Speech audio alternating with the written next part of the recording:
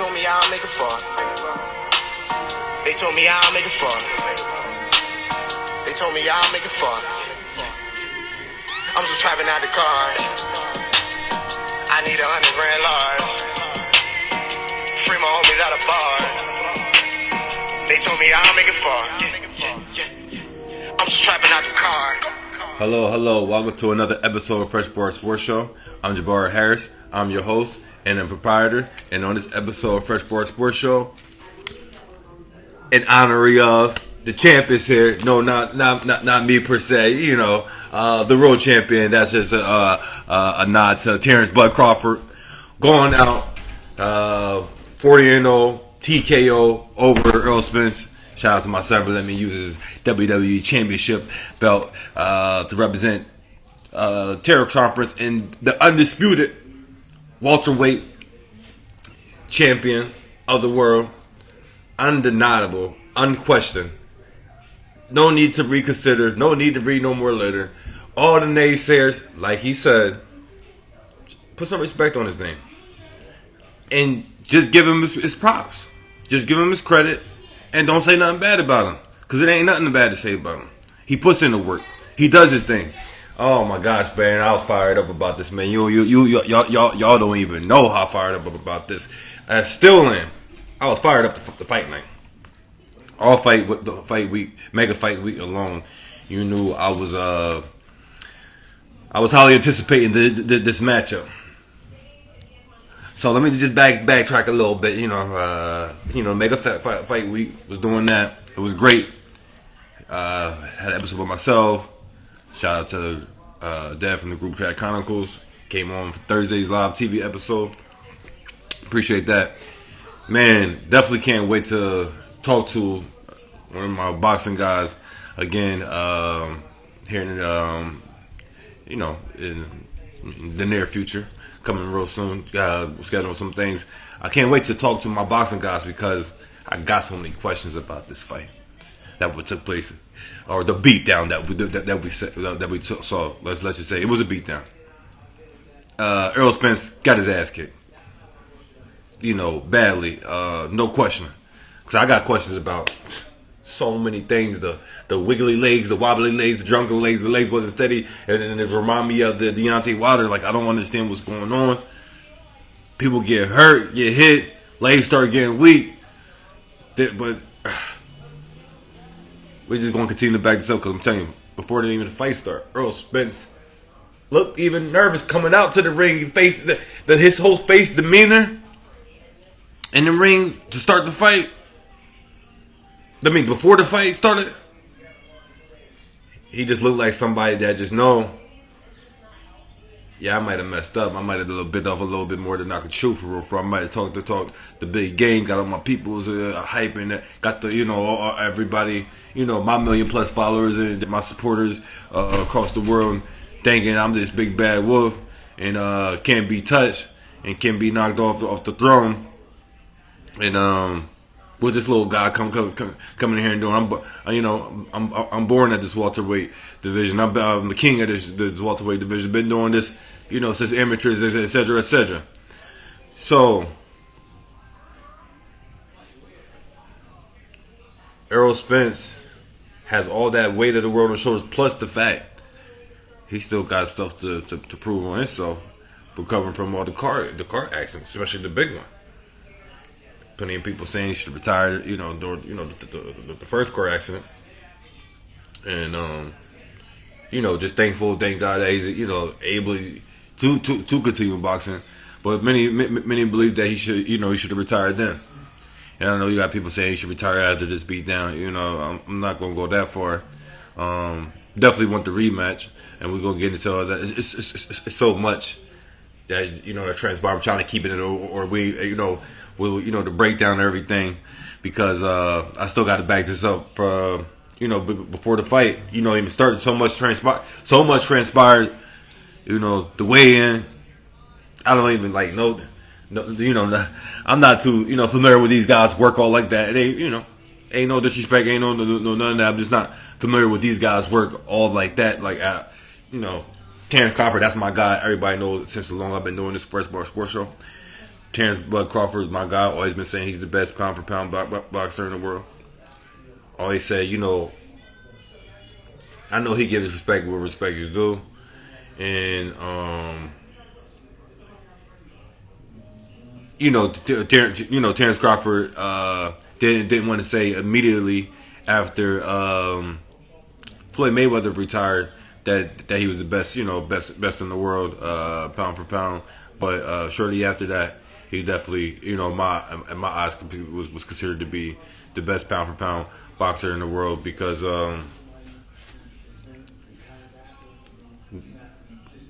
when I saw him for the first time, being 18-0, turning 19-0, I'm like, okay, this little lightweight 135 young fella, yeah, he knocking out. He got defense. He's moving. I see all the skills. I see all the technique and the power. Just the one little fight. Let me keep an eye on this Terrence Bud Crawford guy. He's still on an undercard at the time. Then the fight, he's 19-0. The fight to make him 20-0. He goes from the undercard, and then he was scheduled to just fight another fight in the undercard, but one of the guys from the main event, had to back out of it due to injury. So they obviously last minute replacement. But Crawford steps right up in there to do his thing. So now I'm locked in on this guy. Boom. He knocks him out. Boom. Okay. I'm locked in on this guy. I'm paying attention. Meanwhile, you hear the stuff about the Errol Spence over the years and stuff like that. I'm gonna be lying to you if I say that I was watching Errol Spence fights prior to knowing Bud Crawford, but I see the Bud Crawford thing. I mean, Terrence Bud Crawford. The fact that he was what top ranked, and when they had and they was having the fights on ESPN, well, it was going away for a while, but then when they came back, it was going away for a while, like to have fights on cable. But when they brought fights back on cable with the ESPN, the boxing fights, and then I obviously got exposed to that because prior to that, man, I'm the heavyweight guy, and I'm still in him. I'm not gonna lie, I'm still in the heavyweight division guy. I am. Obviously, Floyd makes you locked in and know what's going on with the welterweight division the whole time that he's there, of course. And I believe people was trying to there was one point they were trying to say Errol Spence should fight Floyd, yada yada. But this is especially early in the career. But Errol Spence, he came in so decorated from the Olympics and all that. And I'm knocking that, he just came in so decorated. But even that's kind of subjective how you look at it because there's plenty of greats. Obviously Floyd, he didn't win his Olympic gold medal. Terrence Crawford, same thing. So that's a whole nother can of ball worms when those fighters, a la Floyd. Obviously, he learned how to manipulate that in a different way later on in his career. But earlier in his career, he was knocking things out because he didn't want to leave it in the hands of the judges and win in convincingly fashion. No, any type of way that people can be just you got to be decisive. Ain't no question.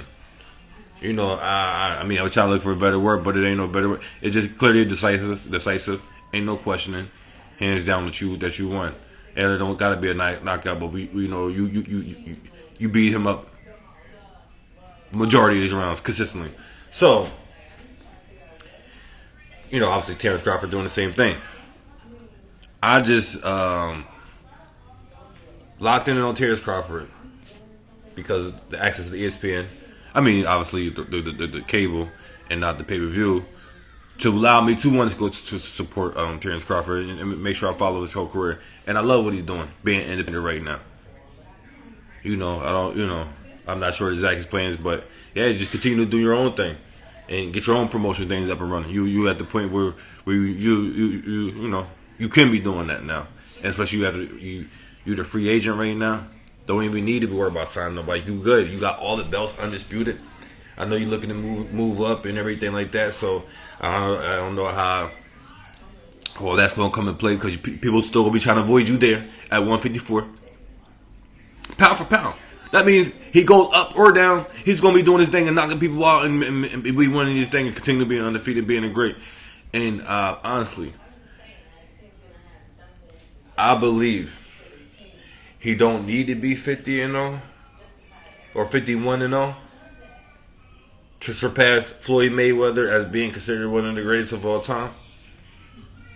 Because my man 31-0 right now. But I'm just saying, even if he retired with the 30s, somewhere in the 30s of wins, I'm on the side of leaning like he could be considered one of the greatest of all time, pound for pound, simply for the fact the man. Oh, excuse me. I got my numbers off. I got my numbers. Excuse me. Pardon my language. I got the numbers off wrong. See, you know, when he got so many zeros, you know, you get confused. You start seeing things.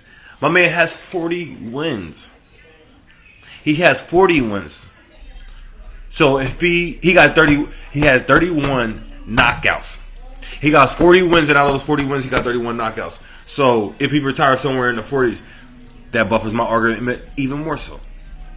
I'm liable to say he's the best pound for pound, regardless if he gets 51 or not. 51, I'm gonna be talking my stuff. I'm gonna be trash talking. I'm gonna be screaming, you know, to the masses, to the world, to the cows come home. You know, to Shakar Stevenson, who's in his camp doing his thing, and just a split image of him. Just a complete split image of him as far as their boxing skills and everything that Shakar Stevenson do. I like, you know, when I start paying attention to this young fella, because thankfully, obviously because of the top rank and all that, you know, they're being exposed to the more boxing. You know, at these obviously the lower weights. Shakar Stevenson, before I even knew the connection. This is my first time later. I forget the exact fight with him, but his major fight, he was still on the undercard. This was one of the under. This is before he main event. This is when he was still on the undercard. You know, fight on that card and fight for nothing. You know, but respect. The way they moving in there and the way they handle business, the exact same.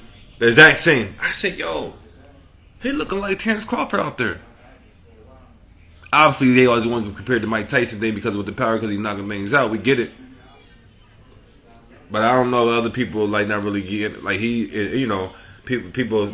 I mean, that was initially, you know, during that time frame when I initially laid eyes on Shakar Stevenson. But you know, later they see the connection between them and seeing they working together. So they know obviously there's plenty of Terrence Crawford and his skill set. So like it was big to see him there supporting it. He got the stars. We don't gotta go through all the names. Like it's too much. But this the type of mega fight for this decade, for our generation that we needed.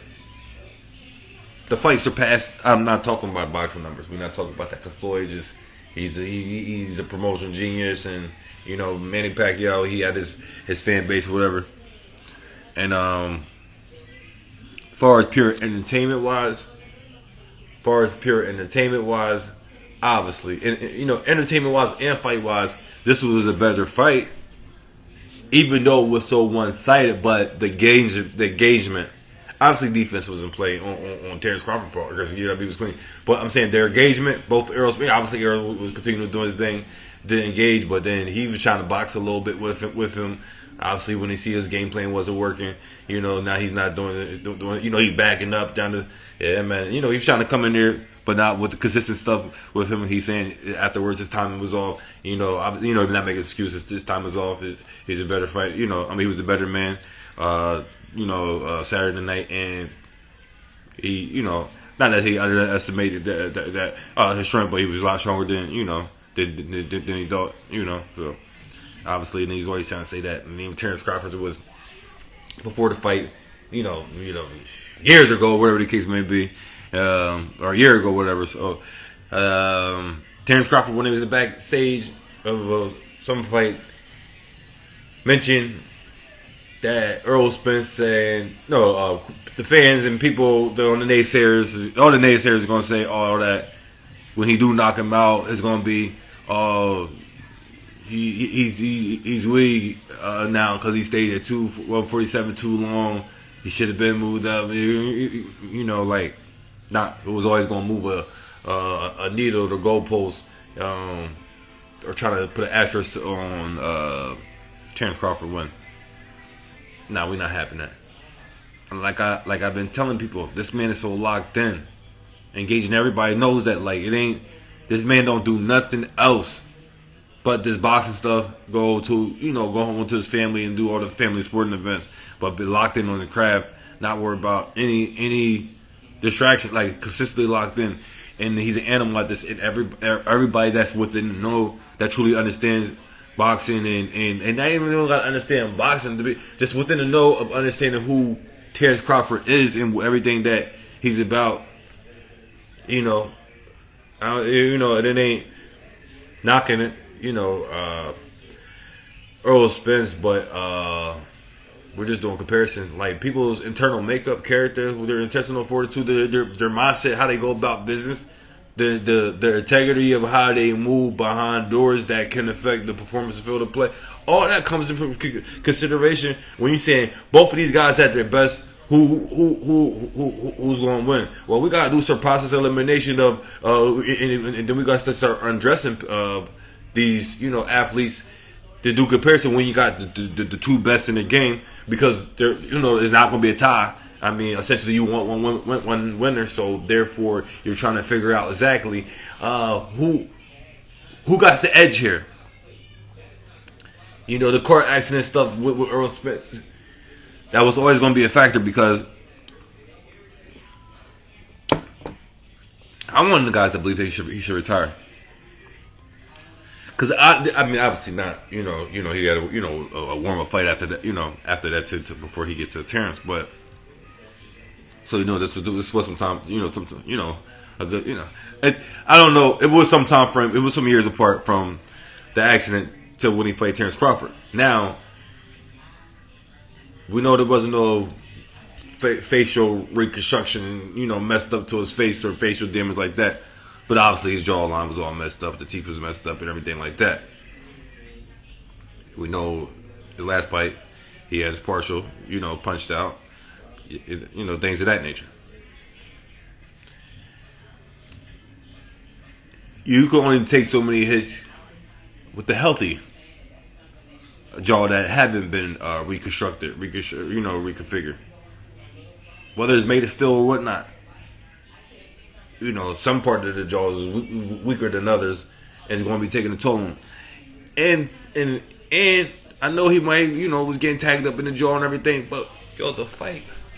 Come on, man! Like the way the shot, he was getting hit from a multitude of different ways. Like, man, he getting hit on the neck. He getting hit, on the lower part of the chin and the neck, side of the head, top of the head, top of the side of that. The pristine precision of Terrence Crawford punches with the accuracy. I mean, this man was going rounds 50, 60% accuracy with the power punches. Throwing less punches, landing more punches, percentages wise is crazy. Power punches, all that. Because the defense guys, he making them miss. Errol, he was swinging, missing. Boom. It was crazy. But we still gotta back this up, man. Because I'm telling you, like, I gotta talk about the entrance. I gotta talk about the outfit. Like this, keep describing things we going into the fight, but it was so we didn't even get into where I was at watching the fight. We didn't even get into the Gilly Fest. We didn't even get into there. So please, let's back this up. Now, we have, now like I said, excuse me, I'm not too familiar with these guys. The Cactus, Plant, and the Jamal, Cello, and Jamel, Cello. Jamel was getting in an argument amongst themselves. Apparently, there was some family argument between the Cello brothers. legit backstage, but during the weigh-in of the Terrence Crawford and the Errol Spence. But there was a family issue that got made public, obviously, in front of all them people. Them two are arguing. The Canelo brothers are arguing amongst themselves. I don't know.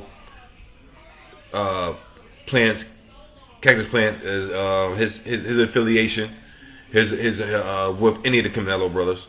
I'm not sure of their relationship and how close they are. But obviously, he felt like he might have been close enough to try to come over to defuse the situation. That's apparently what he was doing. I mean, well, that's I guess reportedly is what Plant was doing to go over there trying to defuse the situation. This is all that I got.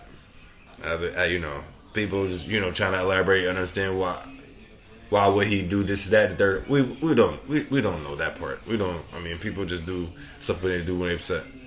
So Jamal grabs Plant's beard, like grabs his beard or pulls on his beard when he's over there trying to defuse the situation. That's why Plant overhand slap to the face Jamal Chellum. Which is crazy. It's definitely bold because them guys definitely got goons and all types of, gangsters and bodies around them to do whatever. That was a surprising part. But that let you know a player is bold enough to do that. No, I don't expect no fines or anything like that. This wasn't to another. This wasn't to a civilian. This was to another boxer. This stuff definitely happens all the time. So I don't think there's nothing to see here. Don't expect any suspension or anything like that. But simply fact, it was with another boxer, and hey, this might be built up for a fight. It's been a while for Jamal to got in the ring dealing with his personal problems, but that's just a little tidbit on that. Now, Jamal, we're gonna get to the fact that Floyd Mayweather. Terrence Crawford was doing a Floyd Mayweather thing. Matter of fact, how apropos. He was trash talking whomever it may be while he doing damage in the ring. Knocked down Terrence Crawford. Got some words for the Jamel Charlo. I don't know what Jamel Charlo was over there chopping away saying, but he just let it be, let it know. This gonna be you next. You know what I mean? You see that? Basically, you see what I'm doing. This will be you next. Keep playing with me, basically. I mean, that's like what he was saying. This is gonna be you next. So, Terrence Crawford and Errol Spence fight. They did the flip, the coin flip to decide who comes in second. To come out last for the entrance. Obviously, Errol Spence lost the coin flip. He came out first. Doing his routine, coming out.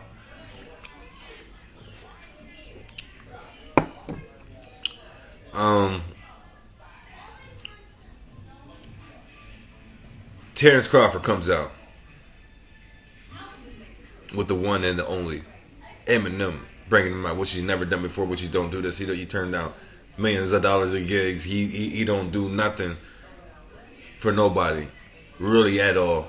And for his people, his close people, 50 Cent, Dre, he barely do something for them because he be chilling. He be chilling like that. That's him. But Terrence Crawford is his favorite boxer right now. Obviously, Terrence Crawford's a big fan of Eminem. Reached out to him. So they connected on doing that. He came out to the, you better lose yourself to the one moment. You better never let it go. 8 Mile soundtrack, the Eminem song. Now, if people didn't know beforehand, before the fight even started, months ago, years ago, whatever, but well in advance before the fight started, if you didn't know that Errol Spence was in trouble before Eminem introduced Errol Spence, Crawford, Terrell Spence, Terrell Bud Crawford, when you didn't notice that Eminem introduced Terrence Bud Crawford, when you didn't know that, at that moment you should have knew that Errol Spence knew he done messed up. Like literally done messed up. Because Let me tell you here. The goosebumps and the vibes that gave. Nobody knew this was confirmed. Nobody knew this is a done deal until it's done. Till it's done. When Eminem came out and introduced Terrence, man, you felt the vibes where I was at, and it was about 4,000 people where I was at. The biggest fight party in the world ever. I was at the. We're gonna get to that. But I'm saying I was at the biggest fight party in the world. It was lazy. It was crazy. But I'm telling you, you felt the vibes and the chill, and people was jaw drop, shocked, couldn't believe it. It was like everybody was sigh. Like it wasn't the scream and yelling till it was a couple of seconds. Like you could have heard a pin dropped in there. Like people was literally the brain blown emoji, like mind blown emoji. Like I'm telling you, it was that. You cannot make this up. So those were the vibes. Those were the chills and those vibes. I'm telling you, when that song hit and Eminem was speaking, introducing, man, I'm telling you, you felt it. If you didn't know before, there was exclamation point on the fact that Terrence Crawford is winning tonight. Ain't no questioning. And he comes out and the custom, beautifully made fisherman. I mean, I'm talking about. We all know we got money, but I'm saying this thing was so like hand stitched, like handmade craft, detail oriented to the fullest. Terrence Crawford's people's. Excuse me, man. I meant to write his name down, but I forgot his name. Who he did his last piece, his last ring attire. He's the guy that let Terrence know that I got something special for you with this one. And that right there, I'm like, yo, he got the fishing net on and everything. The shorts, the fishing net, the shoes fit on. We like, yo, this boy. And then the top was like the fisherman hat for the shoulders. It had like the wings, but like the brim of the fisherman hat. Man, I'm telling you, it was beautiful. Yo, we know he's gonna keep it, but that's something that you need to auction off. That's something that you need to auction off, and that need to go for record-breaking numbers. Like, but dare I say, up there with MJ cars and Kobe Bryant cars and stuff like that, Babe Ruth cars and yada yada yada. You know what I mean? Man, I'm telling you, it was sick. So that's how you know that Errol Spence done messed up. Now let's get into the nitty gritty, man. Let's stop playing around. We came here for the fight. This pomp and circumstances and all this, that, and the third. Let me see what's going on. Fight start. First round. It is what it is. You know, they both champions. Errol Spence got three. To me, Errol Spence ain't win not a single round. The first round, the way that played out, to me was the ultimate draw. But if you had the rest of the rounds, I mean, I guess 11 of the last 12. I guess you had a evenly split, or obviously want to be split evenly split. But that would have been that round would have been to help persuade you to move the needle one way or another. Or even if you need to make it a tie, that opening round, depending on how you scored the rest of those rounds, you could obviously justify that to however you see fit based off the other rounds. So with that being said, with that being in mind, because that to me, even firsthand, I'm looking like they both feeling out for each other. Even Errol Spence, they both did exactly to start the fight first round what they were supposed to do. Errol coming in attack.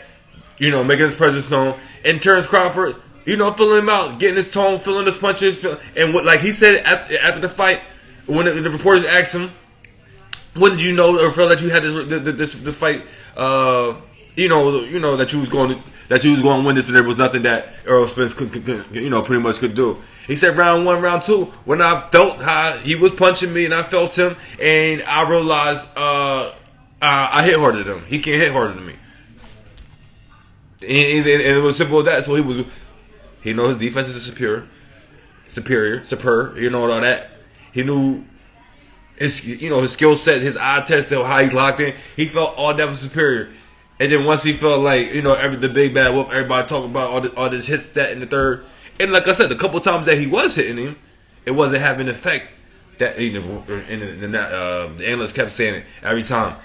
Errol Spence is not getting that much hits on him, but the ones that he is getting, it's not having, the good shots that he is getting is not having the effect that Errol Spence wish he had, because Terrence Crawford's already locked in. He's already amped up. He's already just in the zone, in the mode right now. Like the little taps that you was giving him, which is not tap, but the little touches that you was giving him, he's not even phased by that, because he's already touching it, like just in beast mode and the groove mode. There ain't nothing that's gonna persuade him one way or another.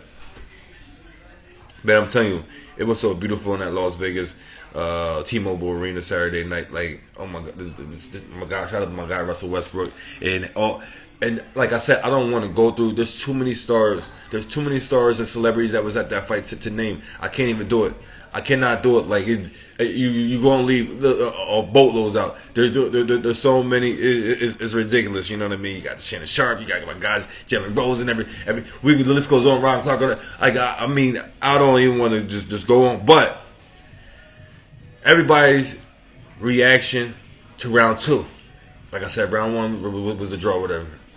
My opinion. Round 2, Errol Spence gets knocked down for the first time in his career. Legit. Knocked down. I mean, you could not believe the fact that the way that it came about, and just the way Terrence Crawford was quick hitting them. Punches that was quick and not like all the way wound up, like look like on the eye test from afar, like it's coming with a power punch, but the little quick, jabs, uppercuts, the little quick reaction punches, man, was knocking Errol Spence out and making his legs weak, wickedly wobbly legs, like I'm talking about spaghetti legs. I was so shocked how much he looked like Deontay Wilder going against Tyson Fury with the weak wobbly legs.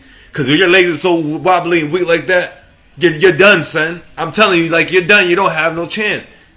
And to be honest, I had to, watch it at the fight party and watching it, I had to go back to the crib and watch it the next day when I got back home. I realized, like Terrence Crawford was easing up sometimes on him. Not saying he was pulling punches, not saying that. But there's times that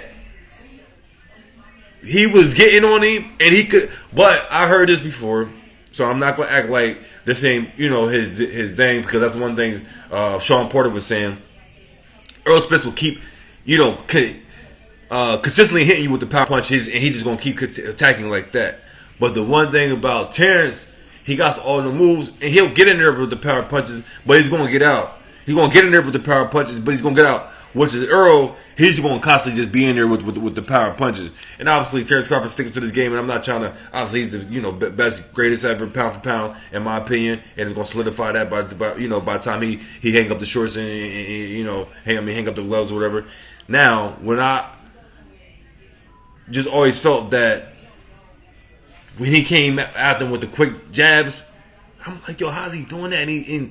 But he could have just got some type of shrimp that he always has since a young age, that he always had that natural shrimp, and then obviously working on continually just build on that, because all this Errol Spence walking around 175 and all this, that, and the third, like I said, are they fighting at a catch weight, or are they both fighting at 147? Meaning, even if they go to 154, we're both fighting at the same weight. It's not like, okay, I'm 154 and you 175. And shoot,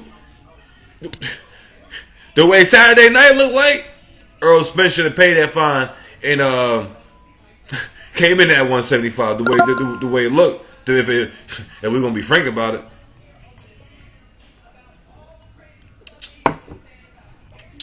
Really, man. So we make our way to round 3. That happened in round 2. It went nuts. I'm in the fight party. I don't even know why, but I just had my hands up jumping.